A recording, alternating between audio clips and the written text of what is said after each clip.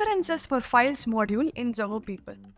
Now that we know how to add organization files and employee files into the system, let's explore the various settings and permissions that we can have.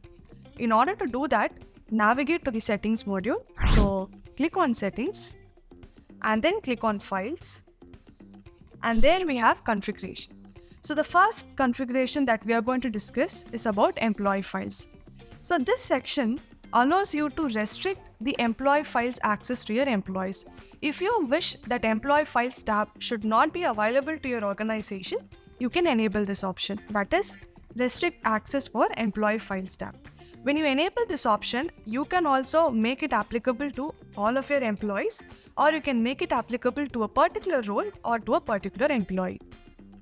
Once this is done, you can click on the save option. And then we have settings related to personal uploads. So the personal uploads tab will be visible to your employees only if you enable the option allow access for viewing personal tabs. So if this option is disabled, your organization will not have an option called personal uploads. So once you enable the personal uploads tab over here, you can also again make it visible for particular employees and roles, or you can make it available to all of your employees. If you're making it available to employees inside your organization, you can set up the maximum limit. That is, an employee can upload only up to 5 files inside the personal uploads tab. The restriction can be added over here. So once all the restrictions are set, you can click on the save button. And then we have settings related to file view. So when you upload organization files and employee files, this view determines what should be the default type of view. So let's go back to the operations in the files module to understand this. So go to operations and then click on files. So there you have organization files and employee files listed. So you have this option list view and folder view. At any point in time, you will be able to switch between these views. However, under settings, you can define what should be the default view. And then we have this option called team files. So whenever department heads uploads a file related to their department, it will be listed under the section called team files. So the option for a department head to upload department related information will only be available by enabling this option.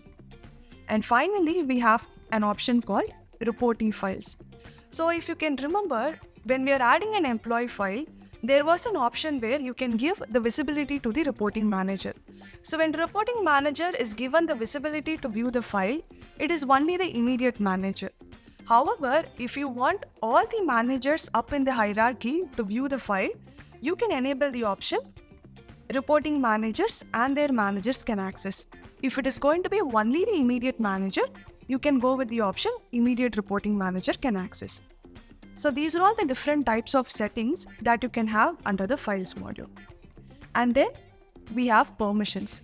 So you can define IP restrictions and geo restrictions with respect to the files module.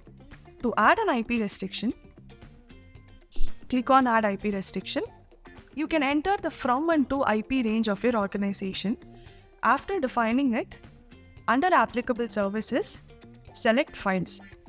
So when you are doing this, what happens is, whenever you add a file either to the organization file section or the employee file section, the employee will have an option to access the file only if they are connected to this specific IP range.